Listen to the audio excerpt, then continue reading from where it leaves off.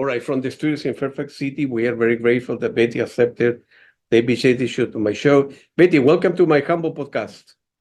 Thank you so much. I'm very glad to be here. Thank you very much. So you are a writer, an artist. You were born in Amsterdam, and my understanding is as a child you like to write plays, and your primary school teacher allow you to practice them in the gymnasium, and you join a youth theater group in your hometown. Tell me about at the beginning of your life. Why writing to begin with, as opposed to doing more Yeah. sport or other activities? Well, I think I was always somebody who was a storyteller, but I mostly told them to myself. So I didn't Right. necessarily write them down, but I would lie in my bed at night as a child and I would look at the shadows on the ceiling. You know how when you can't sleep and time goes by so slowly and you hear your parents in the distance in the living room making noises and you have this sea of time for your imagination to just roam. So I would make up stories with the shadows that I saw on the ceiling and the shapes that I saw in the curtains. And if I was worried about something, if something that happened in school that I didn't understand, I would turn it into a story in my mind. So I would turn myself into a squirrel and my friend who I had an argument with also into a squirrel. And then I would work out the story in my mind and kind of put myself in the position of my friend as a character and try out different endings. And then the next day, I had a solution for the situation. So I use storytelling in my mind as a way to deal with emotions, with questions, with things I didn't understand, and just for my own entertainment. You know, when I was young, we had some TV time. My parents would allow us an hour of TV, but we didn't have that much entertainment yet. So imagination was a huge part of it. So Absolutely. yeah, probably Yeah. the same for you as well. That you Yeah. used your imagination a lot in play to entertain yourself. So that's how I started, and it's only now that I realize how lucky I was in school that my teachers would indulge me if I said, can I make a play? And that they would say, yes, sure, use the gymnasium. And then all the children had to show up and I would perform my play in front of them, you know. So I didn't realize at the time, but I was quite lucky to have that attention and freedom to be Yeah. able to explore that interest of mine. Were you reading a lot of books? You were going to a library and pick up books and whatever, literature and music, or you know, Yeah. whatever. Uh, I think me and my two sisters, every week we borrowed the maximum amount of Yeah. books at the library and we read them all. And at night I secretly read and I was always reading, always with my mind in a book. So stories were a huge part of my life. And my mom was always carrying big bags of books to and from the library in our little town. And Yeah. then at some point we read everything that was in the library, and then we moved on to the other sections that were really strange, like geography and the encyclopedias and the books for adults. And I remember that quite well. Did you have a library in your Yeah. hometown or city? Yeah. Yeah. Of course. My both my parents are engineer, so there were a lot of books. But believe it or not, I was a troublemaker. I come from a family of academia, and my parents were very mad at me because everybody was coming to the United States to do master PhDs or stuff like that. And I went to a private school, a Catholic school, right? And then I barely graduated from high school. I don't know. They picked me out of many times. I read a lot of books. I used to skip school and go to a public library, right? So I read probably, I don't know, 1,000 books before I was 18, I think. I read a lot. Yeah, Literature, science fiction, I read all the Nobel Prizes, right? So all the Nobel Prize winners in literature, definitely. And but I knew back then, as I said before, that music will be my thing. I'm very lucky. So in answer to your question, yeah, I read a lot, but I'm still I'm a rebel. I wanted the world to accommodate to me. yeah, No beef, accommodate to the world. So I don't know, I was born that way. And but I did okay. So you finished high school, right? So when you were, I don't know, 17, 18, you knew back then that the literature would be your passion as opposed to go to medical school or become an engineer or a lawyer? You knew back then, or? I did not necessarily want to be a writer because I thought I'll be alone. I'll be alone at my computer or at my desk. I really wanted to do something together. So I was in theater groups and I made a play with a friend and we toured the Netherlands with the play. But it was very clear that my talent was in writing. That's how I got into the theater group and that's why the play was a relative success because the writing was decent. But all the other stuff I didn't really have talent for. I also liked painting, but it's also usually something you do by yourself. So I ended up going to art school and I just kept on writing. I was always writing. And then at one point, I saw that there was a course called Image and Language at the Amsterdam Art Academy called Rietveld Academy. And I thought, okay, that will be my study. That's what I'll do. And then I got more at ease with the fact that my work, my profession is something that you often do alone. And I got better at putting in the hours and actually writing it down properly, not just, finishing it in my head and then not writing it down. So I got more disciplined and I realized that I am a writer. I can do whatever I want, but I am, I am one. Okay, okay. And then were you sending that at the time? The internet didn't exist, so you couldn't email, here's my manuscript in Microsoft Word or PDF to Johnny in London or Berlin. This, so you were mailing, you were entering like competition or send it to publishing company. Was it important for you to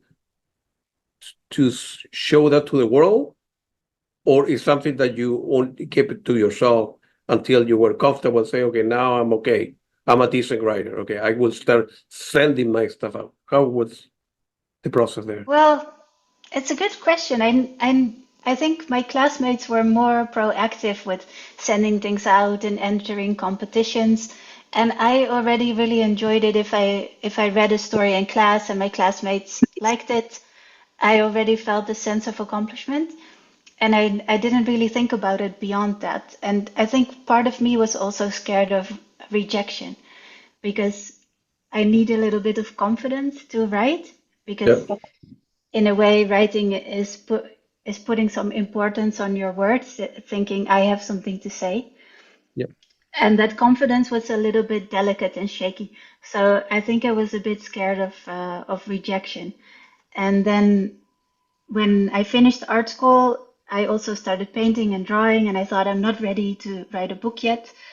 And I applied for Oxford University, the Master in Creative Writing. And to my big surprise, I was admitted. So with my art academy background, I suddenly was at Oxford, where there was completely different attitude, way more disciplined, way more focused on producing, finishing, getting it out there, your future career, presenting yourself. So they helped me cross that threshold. And then I started sending things out. Of course, I got rejections. The first time I was devastated. There was this publisher who was interested in publishing my book, and they said, "Oh, this sounds amazing. Send it to me." And in my inexperienced mind, I thought, "Well, this is as good as done. I sounds like I'll have a book out next year." And then they wrote back to me after 6 weeks, "Dear Bert," which is not my name. Um, we we're sad to inform you we have to reject your manuscript. And I was devastated. And my husband, my boyfriend at the time, he said, "I don't think you can be a writer if you're this upset about rejection. I think rejection is a big part of being a writer. So I think you need to get over it and accept that rejection will be a big part of your life." And that was very helpful. I'm glad that he didn't comfort me or make a fuss about it. He just said, "Get over it."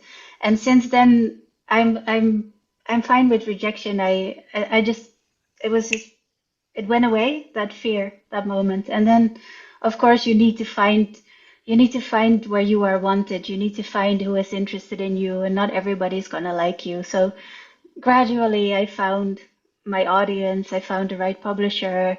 I found people who love my work, and that's enough. Sure. How difficult was Oxford University? Obviously, you know English. You speak English very well. So, and it was the study. It was very hard. I mean, you used to read a lot, work until 1 o'clock in the morning, or until Mm, wake up at 7 and continue. What? but I guess I'm very, very motivated and a hard worker, and I have probably like you, I have a really good memory for books I can read really fast. So the study part was not that hard, but the change in culture, it Oh yeah. was it's so close to each other. Amsterdam and London, or Amsterdam and Yes. Oxford, it's not that far apart, but culturally it was miles apart. I mean, I I don't know what you know about the Netherlands, but we are a very direct people. If you ask someone, "Do you want to have a cup of tea with me?" the other person might say no, and then they'll walk away. So we always say what we think, and the Yeah. Brits, they do not say what they think. That's right. That's right. And I had an art school mentality, so I was dressing in the funniest clothes and always wearing strange outfits. I was always too late. And my teacher, every time I came in, my teacher said, "Ah, Bette, thank you for being fairly on time," when I was 15 minutes late. And after about 10 times, I said, "You know, actually, you shouldn't thank me because I'm always late. Actually, I should apologize." And then my classmate said to me, "This is the British way of saying you're too late." Yeah. And it was mind blowing to me. And I Yeah. had a lot of instances where the things that happened completely went over my head, and I felt enormous desperation at not understanding what was going on, what people were trying to communicate. And I think it was my biggest culture clash I've ever had in my life. And since then, I've been to America, Mexico, Panama, France, all kinds of places. But the Brits, they were the most astounding to me. And now I get them a little bit, but it's still hard. Yeah. Yeah. They're different. Yeah. Always when I go to London, because I go there to the UK very often, right? So I behave differently. I accommodate to them, right? So they are here in the United States. People are talkative. You Yeah. know, they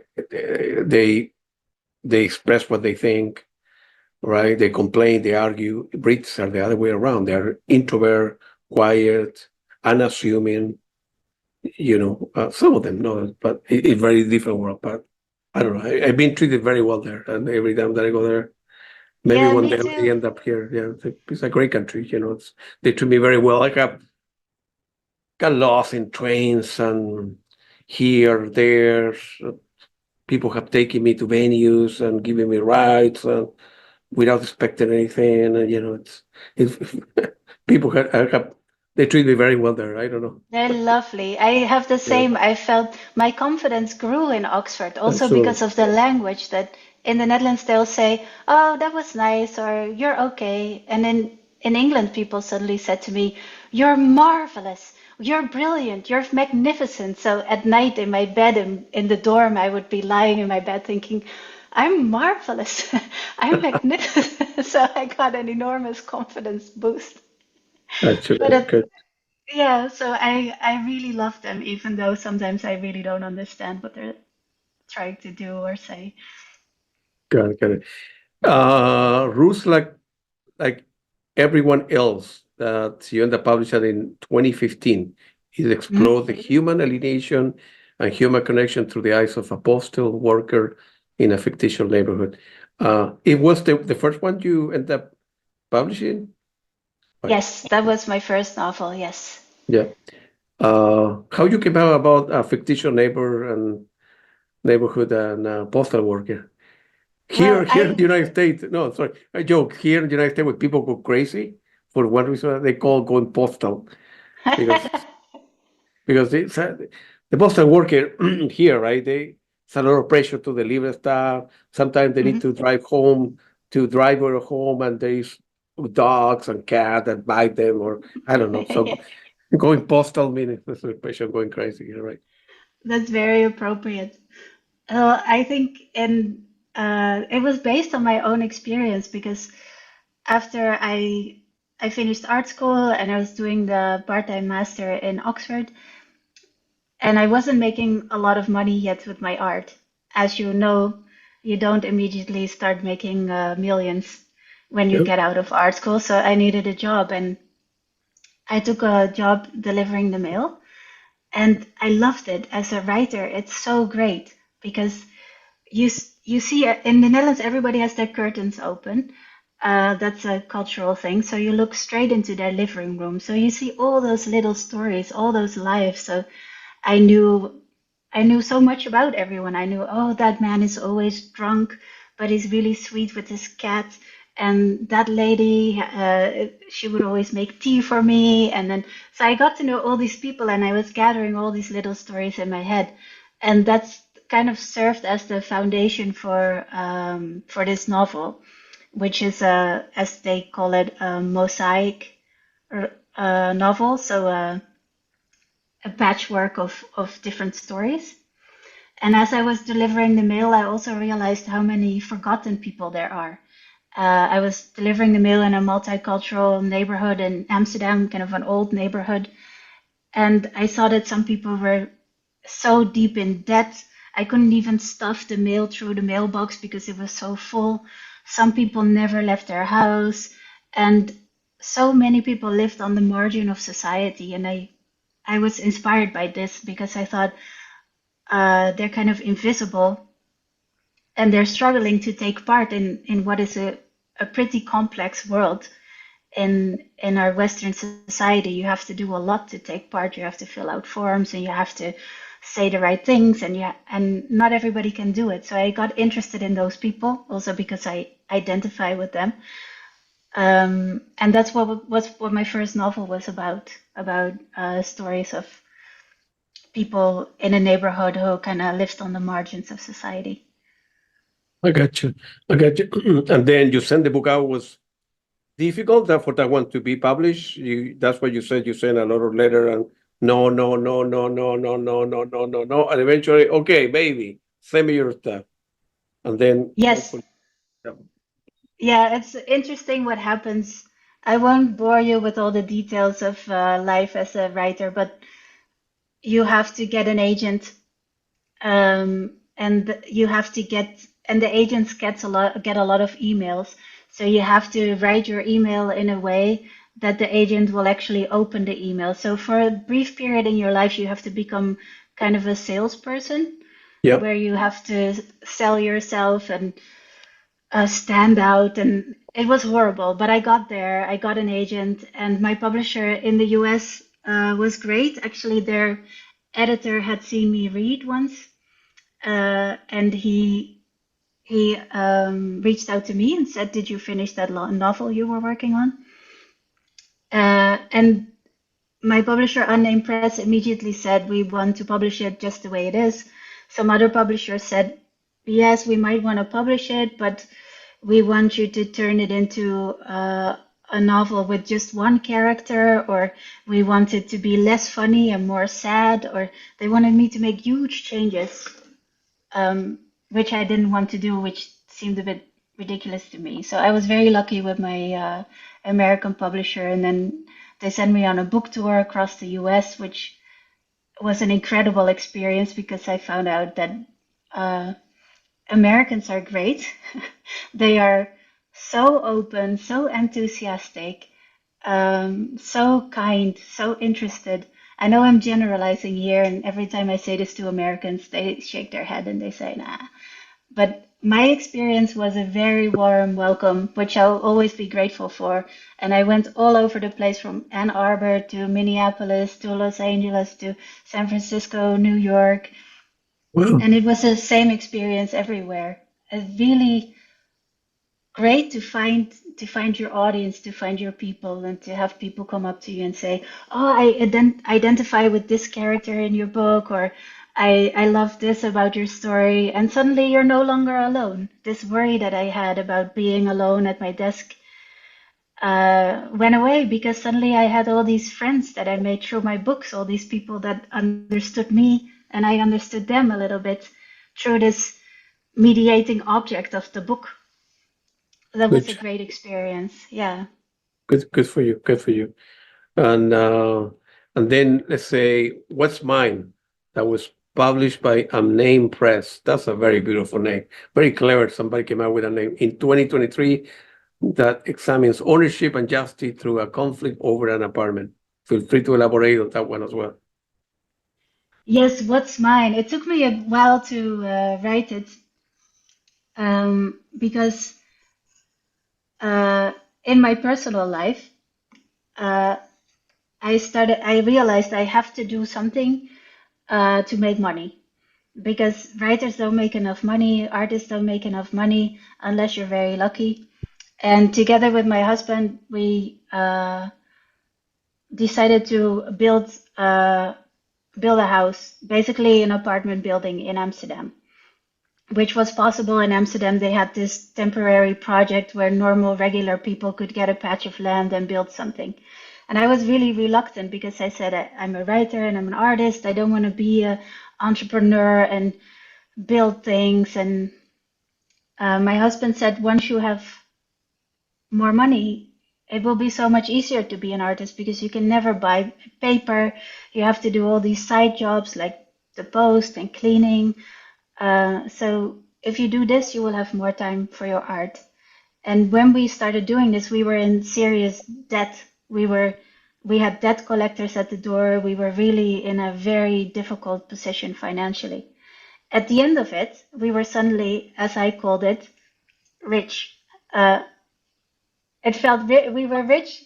I still will call it rich. Rich people will say you were not rich, but I felt rich. We had no longer had debt. I could go to the supermarket and throw everything I wanted into my carriage, and I could go to the hairdresser, and my art started taking off because I had money to frame things properly. I had money to rent a studio space. I had the opportunity to go to meetings because I didn't have side jobs yet. So if I had a meeting, I could go. I could get my hair cut. And suddenly I could really express my creativity without all these limitations, without all these worries, time-wise, financially.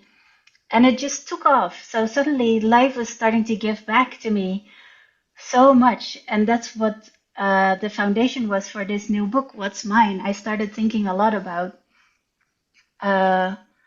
what does it mean to own something, and what does it mean to have more than someone else, and why is it sometimes so hard to share, and how did we get to this point where people don't have homes to live in? Well, all the animals can make a nest. The birds can build a nest, and the foxes can dig holes and make a nest, and then the humans, we made a system where it's impossible almost to get a home. And what do you do with the guilt that you feel towards people who have less? What is your responsibility? So just the way I did it when I was a young child, I turned my questions and my worries into a story with characters, and I started exploring it through a story of a man who lives in an apartment. One day, his doorbell rings. There's a visitor who says, "My father used to own the apartment. Can I have a look around?" And it turns out this visitor believes he has a claim on the apartment. And there's kind of a miniature war that starts in the apartment. So this book marked a big change in my life from this indebted, struggling situation to a pretty lucky situation, which I explored in the book. And also around that point, I started my nonprofit together with Rod de Wies and Anne Fick, also to do something to, give back. Good, good. And then how did it go with the sales of the book? They did okay? They're much better than the first one, right? So I think so they also came out in the Netherlands, and I think Yeah. the first one did better actually than the second one. The See, second one see. didn't do so well in the US, and I try not to look at the numbers too much, and my publisher doesn't bother me too much with it. But the second one definitely did less good. But by that time, I was already working on another book, What Art Does, with Brian Eno, Yeah. and I started realizing it's like it's not something that you can influence. Sometimes things get picked up, and sometimes they don't. Right. For reasons So, beyond your control, right? So, yes, yeah, reasons beyond your control, and yeah, I don't know what. It's hard for me to say anything sensible about it. I try not to think about it at all. yeah. Well, it's important to do the thing that you like, and hopefully somebody else will like, and they will. You will be rewarded in terms of, hey, I sold X number of books last year on a monthly basis, and allow me to go to it. Validation, confirmation is important to some people. For other people, that's not important. Obviously, if that is your source of income, you want people to buy a book, or it's your painter, or whatever you're selling. But other people don't need validation, right? So it's not that easy, Yeah. right? So No, yeah, and I don't know a lot of writers who can, and also not the ones who win big prizes who can live off the sales of their books. yeah, So the system right now, I think it's the same in music that I hear from musicians that they have to do concerts and merchandise even when absolutely they are right. very successful, and not Right. just the sales of the thing. So it's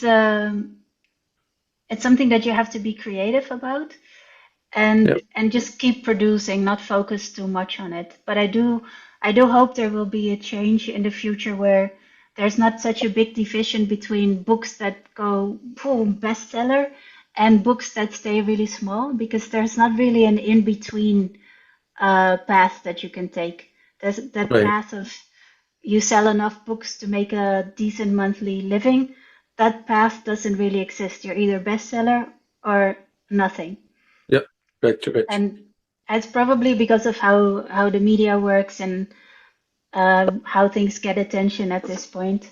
But I do at the time I met Brian Eno through my foundation, and he has been very lucky in his life and successful with how much people like his work, obviously. And Yeah, he's a brilliant, like he's a genius. But he told me that actually some of the things that he did that became really successful later, people didn't like at all when it came out. And I took some reassurance from that because I thought if even if even Brian Eno has this problem, then I really should stop worrying about it. if he has a problem, then everybody else has the same problem, right? Yeah, exactly. Yeah. Do you write when you're writing? Say you wake up this morning, you got your coffee, your tea, you have an idea when you were walking. You always do it in Dutch first or in English, or it doesn't make a difference for you. What? It slowly changed. It slowly changed from Dutch to English. So in the Right, beginning, right. when I went to Oxford, I would write in Dutch and then translate.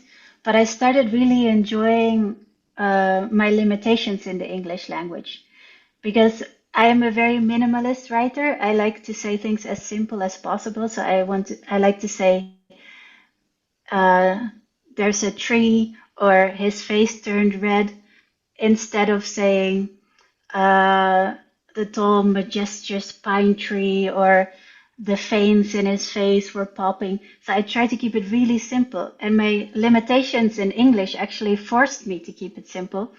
Gotcha.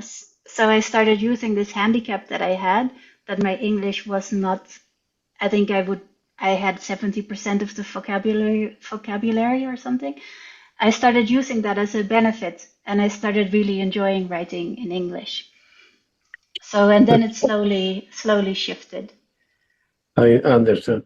Feel free to elaborate. You are the co-founder of the TRQSE Foundation, an international network for artists and scientists who work together project with a social component element in mind. Feel free to elaborate on why you agree that why is that important to you. Thank you for asking. When my first book came out, Rus Like Everyone Else, I did the book tour and I really enjoyed it. And I also realized all these questions that I raised in my writing, how to live in our current society, what is capitalism, what does it do to us, is bureaucracy something that we want to keep on growing?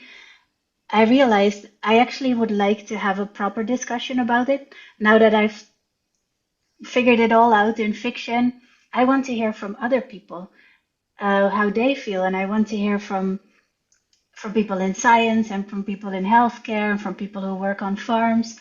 So I started organizing these little meetings with people from all kinds of fields, where we would just discuss a topic like the topic of what's mine. You know, how do you feel about inheritance? What do you owe others? Are people inclined to care for themselves, or is it also our nature to care for others? So it was really interesting to hear biologists talk about this, taxi drivers, farmers, and we realized we all have that same feeling that we would actually like to have a little bit more practical impact on the world outside of our field. So maybe we can combine our efforts and also do practical projects where we all use our skill and our expertise together. So that's how I call it Turquoise. Turquoise was born, our foundation. And we do social projects around topics that we find important, and we get advice from scientists, and we work with artists and teachers and people all over. And the practical things we've done so far is the Heroines movement, which is a storytelling movement about women role models. And teams across the world make their own books about local women role models. The team in Nepal just made a beautiful book that went out to 800 schools about 5 Nepali women. There's a woman in Afghanistan writing a book anonymously, also about Afghani women heroines. We made a book in the Netherlands, a school project, and the project again was tested by the university to see how the impact was.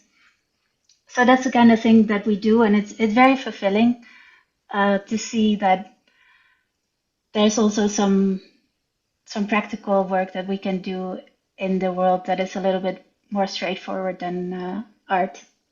Yep. And as you know, the world for women is very difficult and different. In not just pay, right, but treatment. In society, women are expected to do more. You know, not only be a good wife, but a good cleaner, clean the house, prepare the meal, go shopping.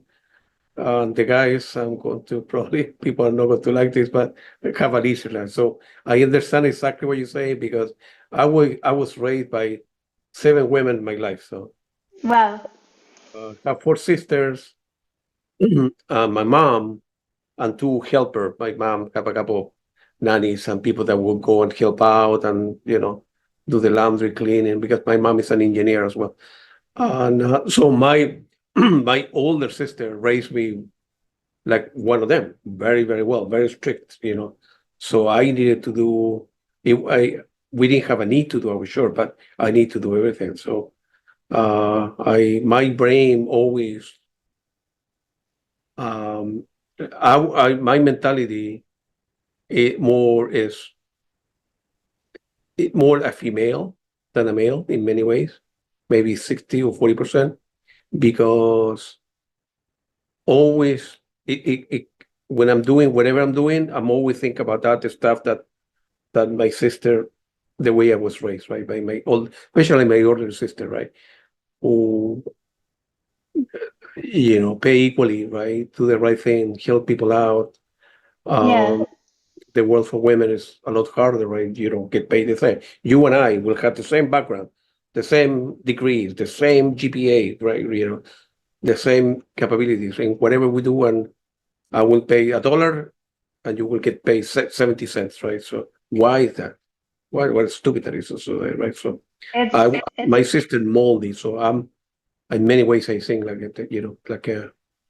like a female, if you will, right? So yeah, it's I hear this from men a lot because we also have men in our projects and they yeah, support it and very often they say, you know, I've seen my mother, I've seen my sister, and they had really good, strong women role models in their lives, yeah, and they realized women's work is hard work, traditional women's work, and it's not paid, and it's not fair, and you get to, your eyes are just opened. And when we do the school project in the Netherlands, we did it for children between the ages of 7 and 9, because the scientists told us that between those ages, children start looking at which group do I belong to. So I'm a girl, mama is a girl, my auntie is a girl. What do they do?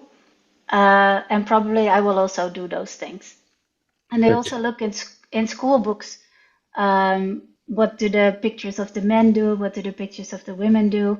And in the Netherlands, they did this study into the school books, and it showed that the men were all depicted doing jobs. So in the school books, if there was a drawing, the men would be carrying a suitcase or operating a machine, and the women would all be making sandwiches and they were all depicted in caring jobs. So basically, what we wanted to do was add some more role models to the school program, women role models, where you say, look, there's this woman who is just like you, and she started her own legal firm to help refugees, and this woman became a soccer player. And in some schools, we did this project in a library, and we told the story of a woman soccer player called Rocky in the Netherlands, and the book is illustrated. And the children said, but she's not real. That's only a drawing. I don't believe she exists. And they insisted on seeing a video because they didn't believe that women played soccer, which is, you Right. know, yeah, so it does make a big impact, and it's a positive impact. We're not attacking anybody, we're not speaking negatively, we're just saying, hey, here are a few extra role models that might help you when you think about yourself and who you want to be. So yeah, kind of a little addition to the existing curriculum. Good. Excellent. Excellent. You have done something very positive and important in the world. So remind me again, have you ended up meeting Brian Eno, and you know who he was when he became a part of that organization? I recognized this name as a well-known name. I was sitting next to him at a dinner for artists and scientists, and we had a little name tag, and his said Brian Eno, and I thought, oh, I think he's a little bit famous, maybe in music. And he didn't get his meal, so they were handing out everybody's plates, and Brian didn't get a plate. So the first thing that I said to him was, uh, why aren't they giving you your meal? And he said, I think they forgot about me. And I said, but aren't you a little bit famous? Do people still forget about you when you're famous? Because I always thought being famous is kind of horrible, but at least people don't forget about you. You know, there's Yeah. so many downsides, but at least you get great service and attention. And so Yeah. to me, it was mind-boggling that he was forgotten. So there was a not a very elegant introduction, it was a very Dutch introduction. Um, and later it turns out that actually he didn't get his meal because he gave it to me. I found out 3 years later because I had whispered to the hostess I had forgotten to say I was a vegetarian, and he heard me say that, and he said to the hostess, "Give her my vegetarian meal. I'll skip it." But he didn't tell me. So I only found out years later that that was the reason for Wow. the missing meal. Yeah, so a real gentleman. And we got to talking about art, and we had the same things, the same question on our mind that fascinated us. Why do people do art? What is it for? Yep. And he had been giving lectures about this for 40 years. And I just started thinking about this because I was becoming a teacher. And it's very hard to teach something if you don't know what it's for. So a friendship developed from there, and we started writing this book together, What Art Does. Yeah, go ahead. No, it's an excellent book, and I have read it and I have it, and it is good. And I believe that book took what, like 20 years? Oh no, not that many. No. Well, you can say it took 40 years because Brian has Yeah, been giving lectures about this right. for I think more than 40 years, maybe 50 years. And Yeah, he always wanted to write a book about it, but he needed someone to basically motivate, organize, illustrate, and then our paths crossed. And I'm all these things. I'm very motivating, and I like to organize ideas, and I like to illustrate them. So it was a great collaboration. collaboration. Yeah, of course. The book examined the art in society and its impact on human experience. So I have my own theory about what art does, right? So Uh, I'd love to hear it, please. Our book is so called An Unfinished Theory, so right. maybe you can So finish it. all right. So for me, art is related to connection and empathy. Acting in a way as a mirror that reflect our own personality and desire. Uh, in other words, we are born with the ability to understand art through empathy and compassion. Um, the same applies to language, right? Why we need, for example, language and music? It's another book that you could write to. What's the meaning of music in the world? That's another book that you two of you could write. So basically, with respect to language, right? We are born with the ability to understand language, right? That was proven by Noam Chomsky from MIT like 50 years ago, right? So he developed his theory. So when I don't know if you have kids, Betty, No, okay, but your sister, your neighbor, right? So I you have see, very you nice nieces. Yeah. yeah, your nieces, right? So the mom and the dad, when they go in the stroller and go for a walk, whatever, that kids are walking and they're 2, 3 years old, the parents are talking to them, right? They don't tell them, hey, a past tense in English language, you need to add ed, that regular verb, irregular verb. So when you say the word, because there are many people, you need to add plural, right? An es or an s to the verb. So you don't teach the kids grammatical rules. Kids understand the language and repeat them because they hear you, right? And then innatively they understand the language, right? And then when they are 5 years old, they go to first grade, right? They teach them the grammatical rule, but the kids are born with the ability to understand language. The same with music, and probably the same with art. And then to positive reinforcement, the kids, when they're 5, 6, they are molded. Oh, you are a female, you should play with dolls, right? You are a boy, you should play with trains. Okay, women are, they need to help more in the home and they learn how to cook because they follow the model of the mother or the parent, right? Guys can do mathematics or do science or that kind of stuff. So the language and art is an inherent ability to understand the world.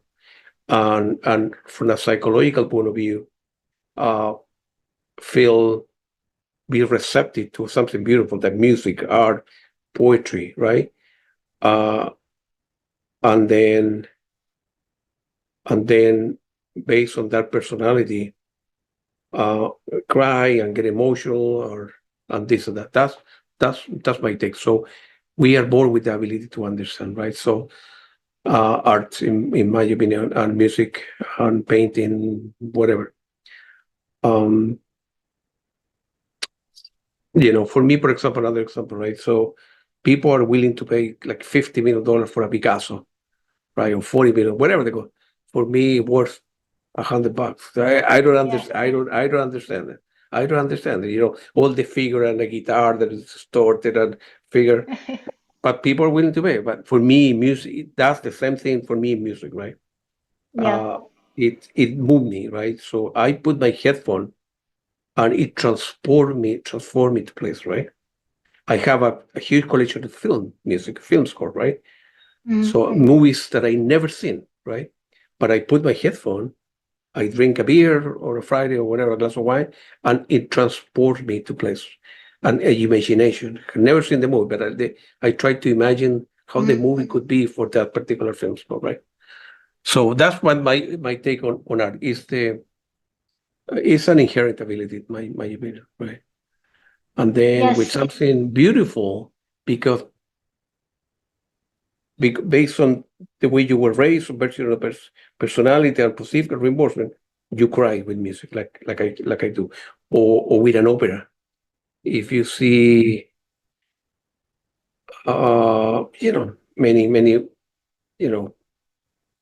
opera like La Traviata, for example, right, or Pavarotti. People, 80% of the people cry, right? Independent of the language and independent of understanding. You can be a guy in Russia, in South America, in Brazil, in Mexico. 70% of the people will cry or whatever, watching, seeing La Traviata, watching the Traviata or whatever, attending an opera kind of stuff. So that's my opinion. Yeah, I think we need art. It's an essential. Yeah, The way absolutely, right. Brian said in the beginning we were writing the book, he said there's no people that we know of in the world that don't do art. And I thought, well, before we write that down, I really want to verify it. So I dove very deep into all these anthropological studies and people in all these remote places of the world, but also people in really difficult situations. And I looked at when do people stop doing art, or are there people who've never done art? And I could not find an example of a people who didn't do art. There were some tribes where they said they didn't do art, but then they did have certain plays and necklaces, so they had art. And you see that, for instance, in people in really difficult situations, when they're not dying yet, they are doing art. So people have done art in concentration camps, in slavery. It's only when people are actually starting to physically needing all their attention to stay alive is when they stop. So it's something that we really need to do, and it has to do with our feelings and the areas of our lives that aren't fully expressible in language. And that's how we connect as well. If I love a certain poem or a certain piece of music and you love it too, we can connect without having to explain exactly why. And maybe we don't even know exactly why, but we have that piece of art that helps us connect the way Yeah, I connected to my audience when I did the book tour. And when I hear Chinese opera, I don't have the developed taste to appreciate it. I didn't right. have to build up to understand why this is beautiful. So certain forms of music and certain forms of art need a little bit of a development, like certain flavors also need some adjusting to. And I didn't start liking opera until I think the last half year. I always thought it was way too long and really boring. And then in the last half year, suddenly it clicked and I really enjoy it now. So, Absolutely. And at the same time, artists, right? Whatever the definition is, are kind of looked down in society. If you tell your dad, your mom, I want to be artist, no, that you do that on the side. Go to medical school, become an engineer, right? And when in the schools and society, when they are for any reason they go to deficit and they need to cut the budget in school, yeah. they say, "Hey, music, we need to keep English, we need to put math, we need to keep science, but no, the art classes or whatever. No, let's not do it because we don't have the budget." So as if society looked down on art, which is of course you and I is very very important. And I refer to museum fees or music in in elementary school, or reading books, or all kind of whatever, or all form of art, if you will, right? So they get punished by society by cutting the budget, right? And fewer music classes all over the world, not just in the United States, but all over the world, right? So which is Yeah. not And at the same time, governments also show how important art is. So while they are right, cutting the budget, they right. do use the music for their campaign rallies, and they use imagery and films to support their messages. In certain countries, they lock up the artists that are dissidents. So all the governments are continuously showing art is important, art is dangerous, art is can move people to an extent that can become beyond our control. So Absolutely. it's a kind of a mistake to say art is not important when you keep acknowledging actually it is really important. And we were talking about Chile just now and the Nobel Prize winners and Neruda, the poet. And when I read the news lately and all the bombing, invading, extraction, grabbing, sometimes the only thing that calms me is Neruda. When things get really confusing, when we mourn, when we are upset, or when we're really happy, we reach for art, we reach for poetry or music, and we all do this. Absolutely, Uh, right. So yeah, so I think in our daily lives we prove again and again how important it is. And our governments and our education system has not acknowledged this yeah, yet. absolutely.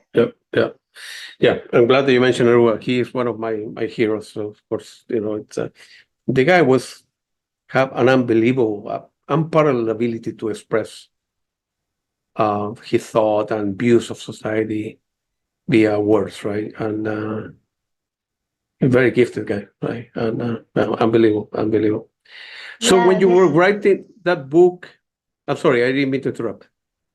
no, I could talk about Neruda for hours, All right, but we I don't will have to. when we end up meeting one day, I will give you some books for him that you don't. It's hard to find. Well, and they need to be in English. I have them in Spanish, but I need to find you some. There are so many writers in Chile that are very good. Of course, not everybody's Neruda, but there's good. So when you write in the book that what art does, you were living in Amsterdam, and Brian is in UK, in London, his studio. You were sending back and forth, Uh, drawing, uh, text, pictures, stuff like that, because what we via internet well, or the best what we did was we were in the beginning we were just talking about art without thinking that it would ever turn into a book. And then Brian said, yeah, "Let's record our conversations and see if it's any good." And yeah, so we started having phone calls and we recorded them. And of yeah, course, 90% of these calls were not so good. It was just a lot of getting distracted and talking about science and daily life and funny things yeah, that we saw. But there was some good stuff in there. So I transcribed it. yeah. We had about 12 conversations that lasted 1 or 2 hours. I transcribed them. I sent them to Brian. He cut everything. He's such a minimalist, so he cut, I don't know, 95%. Mm. And then we were left with about 20 pages, which was the skeleton of the book. And then I started looking at the things that we were saying. You are an engineer, so you probably understand that things need a solid foundation. So I started looking at are the things we are saying, do they have a solid foundation? Can I contradict them? Can I prove them wrong? So I started just throwing things at it. And meanwhile, I was making doodles to clarify it. And when I went back to Brian to his studio to show him what I got, he said, "Oh, those doodles, I like them. Let's put them in the book." And I never thought that they would end up in the book. And he said, "Yeah, I want them to be on every page. Let's put them in the book." So we ended up with a book with a lot of drawings. Good for you, man. Amazing. That's I have read the book probably many times. The book is like a cake with a lot of layers, right? Yeah, So in music is the same. When I hear something, I listen to something else, and or I read another book the second time or third time. There's a lot of details that I didn't get the first time because we're always in a hurry, right? With our yeah, phone and TV, or people are bombarding from Facebook and this and that, and yeah, it's it's difficult to slow down, right? And and then do whatever we're doing that we like in isolation, right? We feel a absolutely. need, to be connected to, and then for example, let me make an example, right? So you can, okay, let's say Brian Eno could publish the stupid article in the history of the universe and of the galaxies, right? Based on fake stuff and make it up stuff, he'll put it in Facebook, let's say, right? A lot of people will check this as yes, without even reading that stuff, without understanding that what he's saying in my hypothetical is wrong, it's based on stupid facts, right? But Yeah, because he's Brian Eno, people will have a psychological need to be part of a stupid reason. And they will yeah, check. I like it, I like it, I like it, without even reading the stuff. So yeah, we are seen as robots, right? The social media stuff is making us into robots that don't analyze anything, right? We want to be part of something very bad. Well, yeah, in the stupid example I gave about, because he's famous, right? So you want to be part of or associate yourself with a famous person without understanding what he or she or is saying. Can be music, can be art, can be political discussion, can be whatever it is, right? Which is yeah. very foolish. It is foolish, and I think it becomes an extension of our ego of sorts to associate ourselves with an Yeah. idea of a person, and that's why I said earlier that to me fame always looks a little bit horrible because you Yeah. become an idea or a concept in people's Mm. minds that they link their ego with or they want to be associated with. And I see it with Brian when he meets people in the street that they are speaking with their idea of him and not with the real person in front of him, and they want something from him, uh, usually something to put on social media. And it's an interaction that takes place on a level that is not pleasant, not human, not real.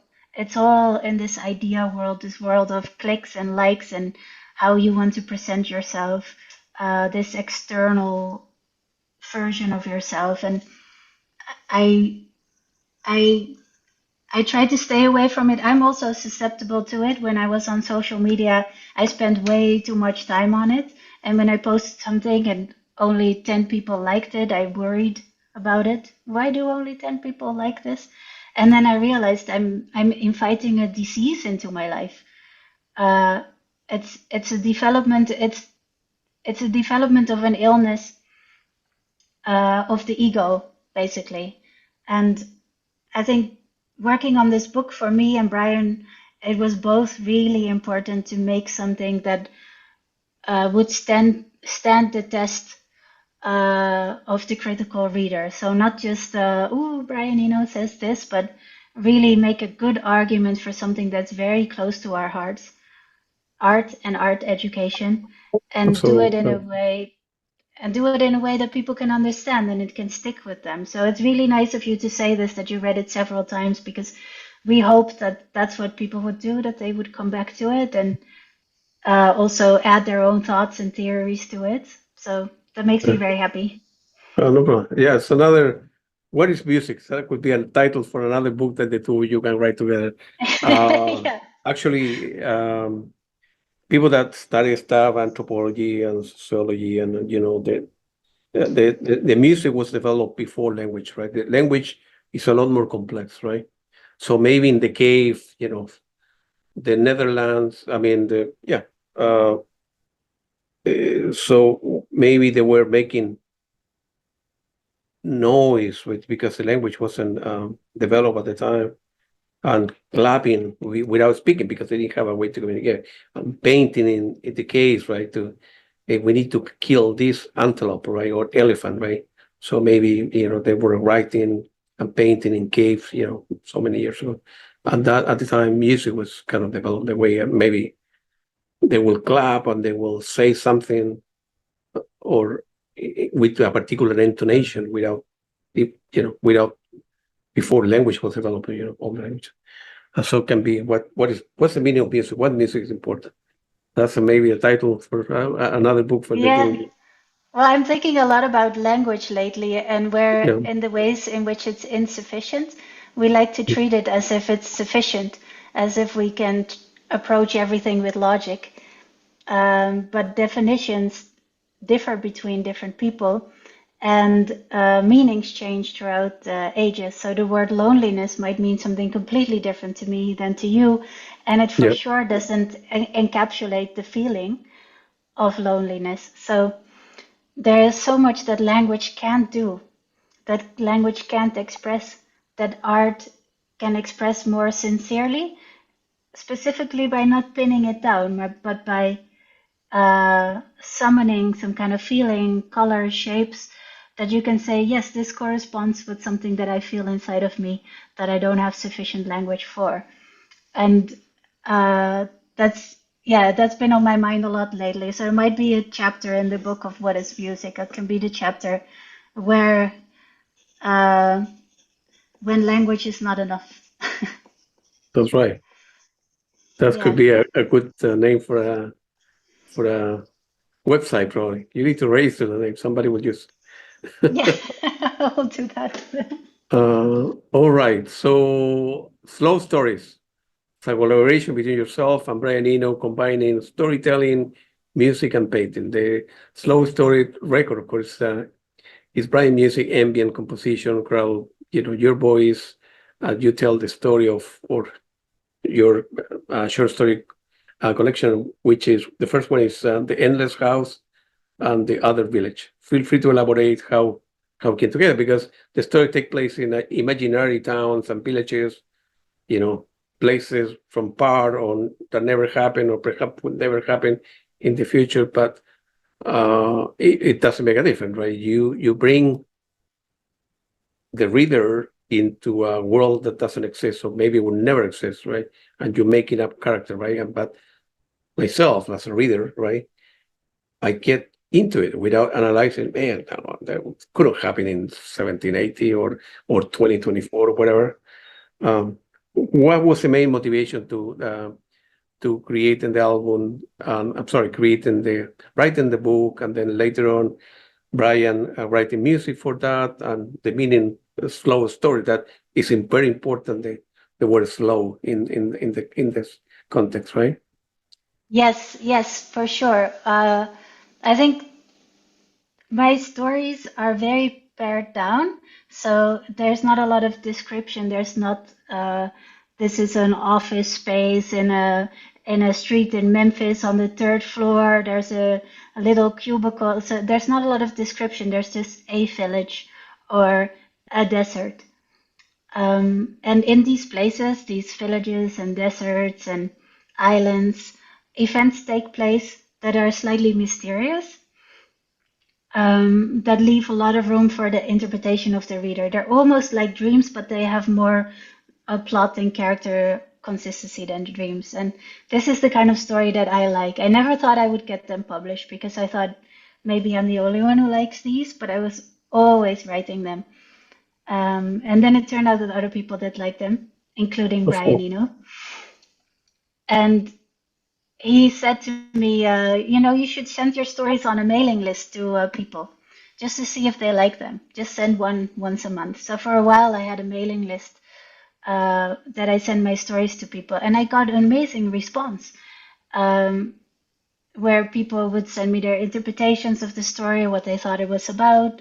Sometimes they would say, you should explain this a little bit more. So I developed them, and some of these stories were 20 years old. I started writing them when I was 19, 20 years old. And my publisher wanted to publish them, and they said, "Would you like to make a record where you read the stories?" And I told Brian we were doing something else, and I told him about it, and he said, "Oh yes, let's do it. Let's start." So before I knew it, we were in the studio. 5 minutes later, he was placing this microphone in front of my face, and he said, "Pick a story that you think will work well with music." And this all happened really fast. Wow. So I didn't really have time to get nervous or worry about the fact that I have a Dutch accent and that I'm not a professional narrator. And I started reading my stories as I always do. A girl was born in a village in a desert, and Brian said, "Slow down, slower, much slower." So I did it again. A girl was born in a village in a desert. And Brian said, "Slow down, much more slow." So he kept saying this until I felt like I was going the slowest possible pace anybody had ever read a story. And I was starting to feel self-conscious because Brian's time is really valuable and he always has lots to do. And here he was sitting, listening to me, reading the slowest story in the history of the planet. And then he put headphones on me with music and he said, "Try it again." And I read, "A girl was born." But with his music, I suddenly could see how these words were carried and they had time to unfold in a really pleasant way. So suddenly, taking a minute to say a girl was born in a village in a desert became this beautiful, the way you said you listen to film music and you Yeah. just imagine. The imagination supported by the music just takes these little words and just unfolds them like a beautiful flower and runs with them. So it became a really relaxing experience. So a story that would normally take 5 minutes to read now became half an hour. And we finished the music together. There was mostly Brian with the use of Peter Schofer's software. We put some layered tracks on top of each other and some sounds. And and then we had two stories that ended up on the record that require you to stop what you're doing, sit down comfortably, get into a mind state for half an hour of slowing down, and then you go on this very slow daydream-like journey where I tell this story on top of Brian's beautiful, mesmerizing ambient music.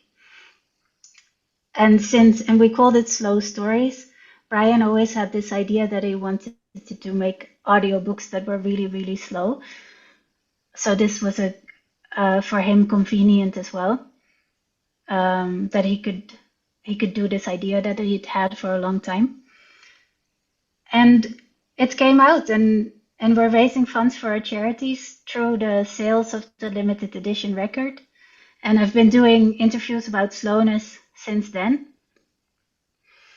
And I realized that a lot of people are really looking for ways to slow down.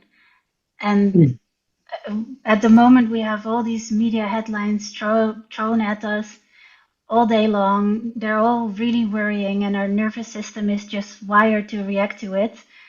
Where fear and anger and disappointment and worry. Mm. And it's very hard to disengage from it and to say, what do I actually want to be thinking about? Or when was the last time I had a daydream? When was the last time I had a silly thought and I chased it for an hour? So this record is kind of a leg up in a way to get into that mind state of imagination and get out of that mind state of this frantic worry media thing that our society is forcing upon us.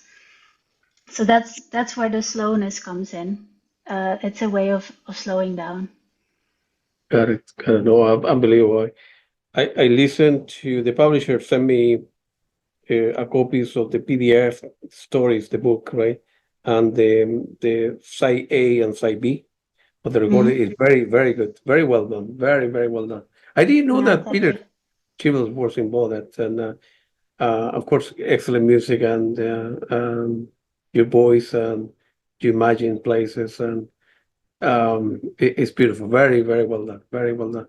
Another idea for you if you want to write it down. Maybe Yeah, maybe a title for a book or something. I came up with Finding Happiness Within Silence. Um, beautiful. uh, yeah, we are, like you said, right? We are bombarded with social media and we need to be connected to a lot of people and this and that. And we miss, you know,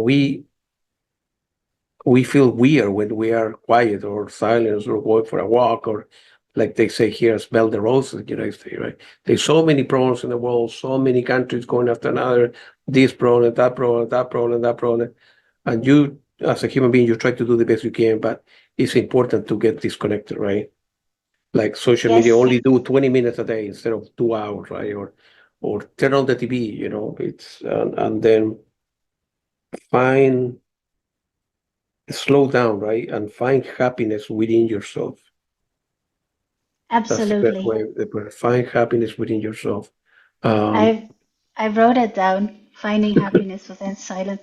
But it sounds some people when they're critical they say, but what the world doesn't need escapism right now. We need to follow the news. We need to be on top of things.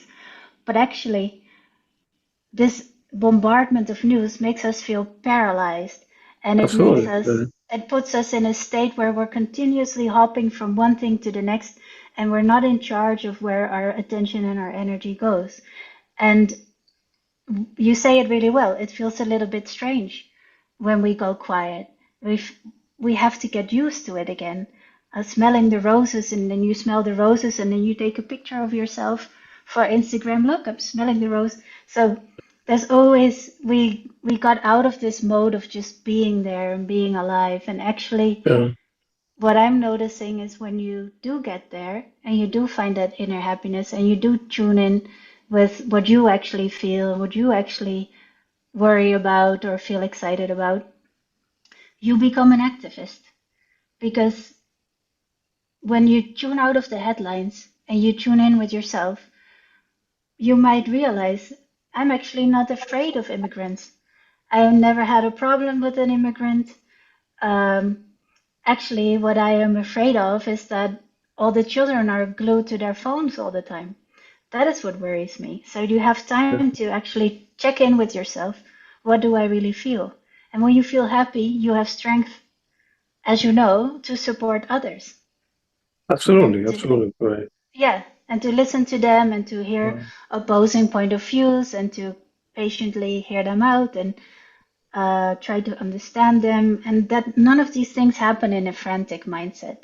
So I'm still learning this myself. I'm still every day I have to tell myself, stop reading the news, you Yeah, know. And I cannot meditate. After 5 minutes, I get really. yeah, So yeah. I'm not a specialist, but I do know it is not escapism to slow down. It's actually the beginning of activism to me. Absolutely. And of course,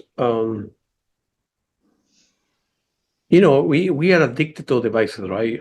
I'm a computer scientist, so I have computers everywhere in the office, phones and this or that, and but at the same time, I know that that's not who I am, right?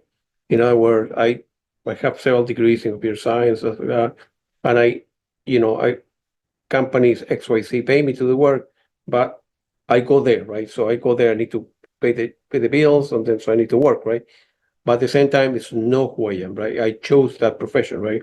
But we are addicted to devices, right? We need to feel connected. We have the need for somebody liking our stuff, like people like this interview, or liking beauty, or liking this or that, right? But so I escape the world, right? And I get into a space where uh, is music is important, right? So, like I said before, and I'm not connected to devices all the time. I listen to music, I read books uh, as a ways to cope with the outside world, right? So Yeah.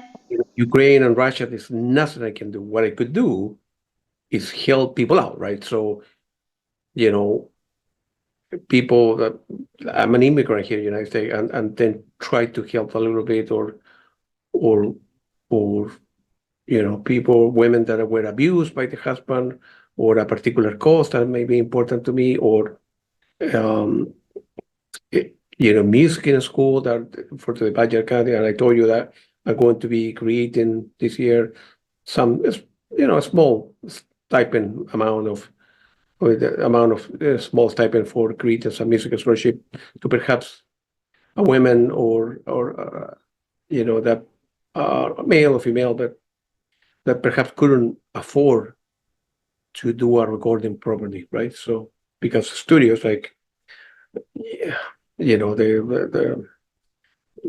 the studio the real world and air studios alone that are very expensive. So give the opportunity to somebody to that perhaps couldn't have the funds to pay for an engineer, or use a particular studio for 3 days that would cost, I don't know, $3,000. Usually Yeah, studios. that's lovely. So Yeah. that the way is paying, doing something that I like, which is these interviews, right? Talking to people like yourself, right?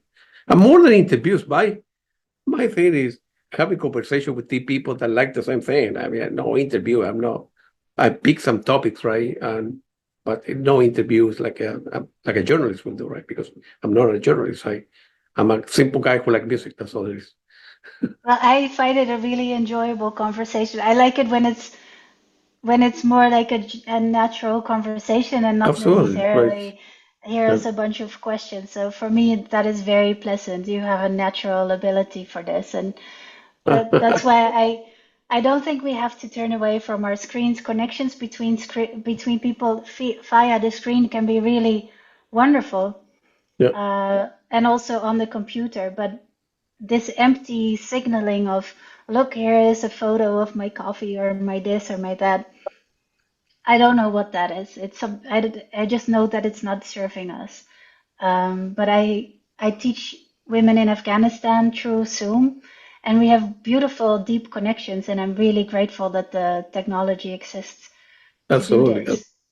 No, Yeah. absolutely. Yeah. And of course, the slow story, it was released, but the name praise, great name, actually. Somebody it was very clever created that. With a limited edition 44 bundle, each contain a hardcover book, a vinyl record, and a 20 by 20 centimeter unique and number hand painted panel signed by both artists. And a lot of them, the sales will go to charities, and of course to the charity of your own, and the one that Brian may like and you like. And so it's a good thing, right? So doing something, Yes. recover a little bit the cost, but the rest, give it to somebody, right? So Exactly. Yes. That's the work that I just mentioned, the school in Afghanistan and the yeah, storytelling projects. We finance it this way. And it's a great way to fund our projects, by make art and then find funding for our project. So I think it's a good cause, and it was fun to make. yeah, gotcha. The last two questions. What are you working nowadays? Or quite sure you are the type Well, of person who writes a little bit of this, a little bit of that. You have several projects going at the same time, and yes, I'm always working on a lot of things. One thing that I'm working on is the thing that I just mentioned to you about language. I'm trying to write about the limitations of language, and I'm basically doing a lot of reading at this point, yeah, researching, and it's very enjoyable. I'm also doing paintings, and I'm painting t-shirts and sweatshirts. yeah, So this is something that came from the book What Art Does. While we were writing it, we realized, well, Brian always knew, but I realized uh, there's this distinction between high art and low art. Opera is high art, big paintings by Rothko is high art, painting your nails is low art. And I always hated that distinction, but I suddenly realized I apply it to myself too. I actually really enjoy painting clothes and um, painting my nails, but I don't do it because I'm a serious artist. So since writing that book, I've completely let go of all those boundaries, and I've Yeah. been just doing whatever I like. So really serious writing about language and theory, but also painting t-shirts. And Let me see. Wow. Very nice. Very yeah, nice. yeah, they're pretty good.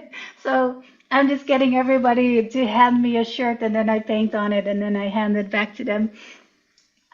And I'm working on a screenplay. My book, What's Mine, I turned it into a screenplay together with a Dutch movie director. And Yeah. now I'm working on a TV series. I'm recording more stories because I enjoyed the Yeah. audio Yeah. element. So many, many, many things. And I still have my teaching. I really enjoy my teaching as well. So I have a school on Sunday that's free that everybody can join online. And I teach women in Afghanistan. So many, many, many things, Claudio. I'm like you. Yeah. I'm Yeah. all Yeah. over the place. Which is good. Which is good. It's important Yeah. to do the thing we like, right? And then in some cases have variation, in some cases not have variation. Do what you like, what make you happy, and then find in your place in the world. And at the same time, try to help people out as well in the way you can. Be it donating, be it helping, or be it teaching for free, or doing something. We are blessed that as human, and we live in this crazy world. Maybe we're doomed for society, but maybe I don't know. Judgment Day, somebody up there will look at that. Well, you did okay. You help people out. You did the right thing. Yeah, you became famous. You make money, but doing the right thing in life, helping people out is is important. I don't know. Maybe because I grew up in a Catholic family, or the way that my sisters raised me, but um, um, it's always people in need. There always institutions that you can help out a little bit, right? Donate money as well, and I think um, it's in our you know, nature. We've been right, taught that Darwin has been misinterpreted as we're always competing, survival of the fittest, we're only yeah, self-interested, and we took that into our human psychology in the Western world as if it was a fact. Well, yeah, actually, mutual aid is also a fact, and if you see someone trip, you want to help them up. right, That's our urge. That's what, and it makes us happy, and it reassures us mm, that if we trip, also someone else will help us up.